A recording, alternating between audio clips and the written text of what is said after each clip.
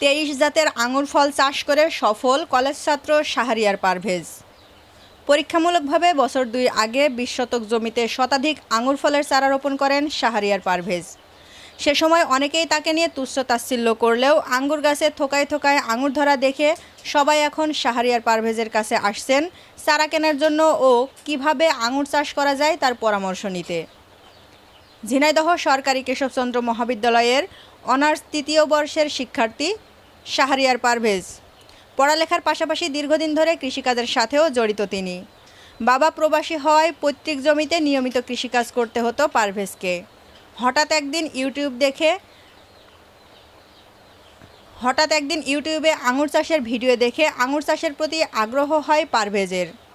তারই ধারাবাহিকতায় ঝিনাইদহের শৈলকুপা উপজেলার মির্জাপুর ইউনিয়নের যুগিপাড়া গ্রামের মাঠে তার পৈতৃক 20 শতক জমিতে আঙুর চাষ শুরু করেন তিনি। প্রথম বছরে ফলন হলেও তা ছিল কম, তবে এবছর ফলন হয়েছে মোটামুটি ভালোই। সব খরচ বাদ দিয়েও প্রায় লক্ষাধিক টাকার আঙুর বিক্রি করতে পারবেন তিনি। 23 জাতের আঙুর ফল রয়েছে, এর মধ্যে বাংলাদেশে চাষ হচ্ছে একেবারে নতুন জাতের আঙুরও রয়েছে।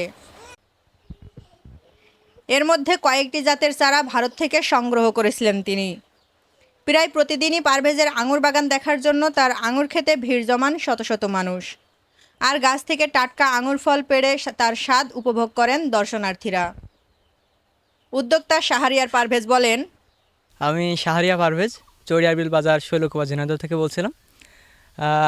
আমার শিক্ষা জীবন বর্তমানে অনার্স 3rd ইয়ারে পড়াশোনা করতেছি। এর ফাঁকে ফাঁকে আমি বিভিন্ন কাজে, কৃষিকাজে নিয়োজিত আছি। তার ভিতরে আঙুর চাষটা আমার কাছে একটু ভালো লেগেছে। এটা প্রথম আমি শুরু করি সবুজ মিষ্টি একটা জাত দিয়ে। এটা হচ্ছে ইন্ডিয়া থেকে নিয়ে আসা, ইন্ডিয়ান চয়ন বলে এটাকে অনেকে, আবার এটাকে আমরা দেশি জাতও বলে থাকি। তো এইটা থেকে আমার প্রথমে আঙুরের যাত্রা শুরু। ওইটা যখন আমি রোপণ করি, তারপরে অন্যান্য জাত নিয়ে এসে এর সাথে রোপণ করা হয়। এটা নিয়ে আসা হয়েছে এক একটা জাত এক এক জায়গা থেকে নিয়ে আসা হয়েছে। কিছু জাত নিয়ে আসা হয়েছে নাটোরের এক ভাইয়ের থেকে, কিছু জাত আছে আমাদের যশোরের থেকে নিয়ে আসা হয়েছে, আবার কিছু জাত নিয়ে আসা হচ্ছে পঞ্চগড়, আবার কিছু জাত নিয়ে আসা হয়েছে চাঁপাইনবাবগঞ্জ। এক এক জায়গা থেকে এক একটি জাত নিয়ে আসা হয়েছে। এখানে যে আঙুরগুলো দেখতে পাচ্ছেন, এগুলো সবই বাইরের জাত, এগুলো দেশি কোনো জাত না, এবং এগুলো খুবই মিষ্টি। এটার মিষ্টির আধিক্যতা বেশি, আর এটা আমাদের বাংলাদেশের সাথে একদম সহনশীল। এটা পরিবেশের সাথে একদম সহনশীল। এটা প্রচুর পরিমাণে ধরে।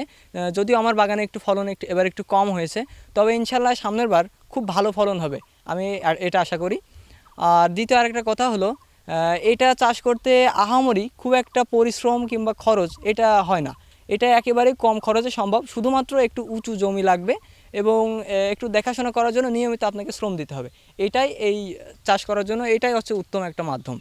1 বিঘা জমিতে চাষ করতে কি পরিমাণ খরচ হয়? এটা 1 বিঘা জমিতে যদি আপনি চাষ করেন, তাহলে যদি আপনি একদম নিজের মতো করে করেন, যদি লোহা কিংবা জিআই নেট এগুলো যদি ব্যবহার না করেন, তাহলে এখানে আনুমানিক 1 বিঘা 50,000 টাকায় সম্ভব, যদি আপনার নিজের বাঁশ থাকে কিংবা নিজের সুতা টুতা এগুলো থাকে।